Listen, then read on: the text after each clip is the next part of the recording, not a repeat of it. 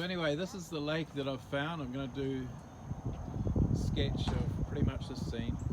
As you can see, there's all sorts going on here today. We have medieval knights fighting on the right hand side of the bank, and we have this game that I have never seen before in my life, whereby it's kind of like golf, but you play it with frisbees. So I have noticed these things, such as that metal looking thing on a hole over there before in parks. I had absolutely no idea it was. So I went and asked these guys, and they explained to me that it's basically this sort of game that you throw frisbees around to each hole like golf, and you've got to get it in that metal thing. And there's different frisbees, just like you have different golf clubs. You change the frisbees as you go along for putting and teeing off and so on.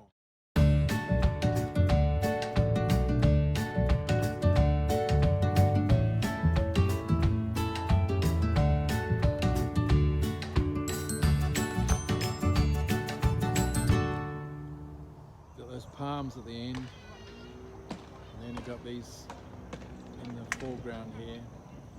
Bit of a shadow on the water. Hopefully it doesn't rain. I don't think it will at this time of the year. So it should be a good, enjoyable afternoon.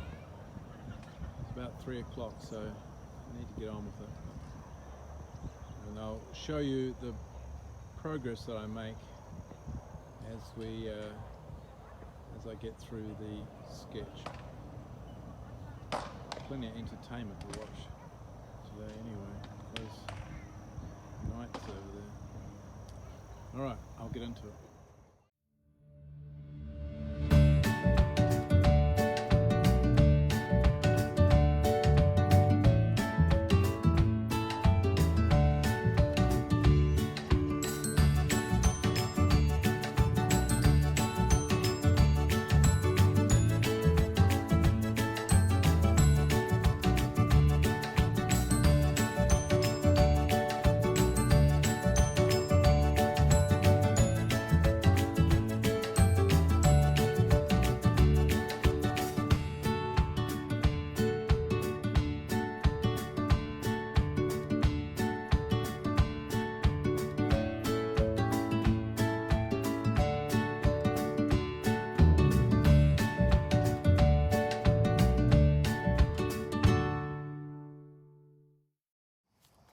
Alright, that's this week's video.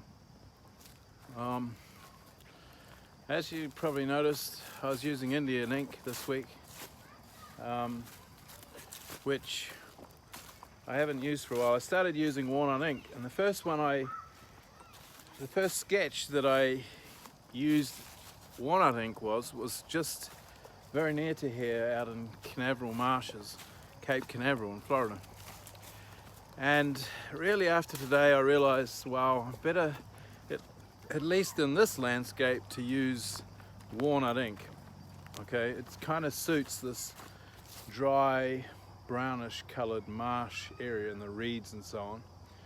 But I'll tell you what, something else, if you're trying to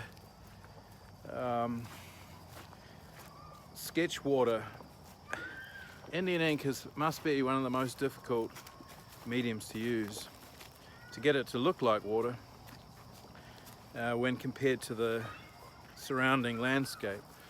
Whereas at least with walnut ink, you can use the walnut ink, which is a warm tone, for the land, and then you use the paper to,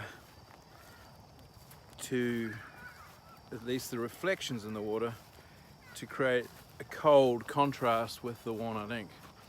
And that makes it a heck of a lot easier, because honestly, it's very difficult getting the water to look like water with Indian ink. So anyway, that's this week's video. Yeah, I enjoyed it today. It was a bit of a challenge, but there you go. Anyway,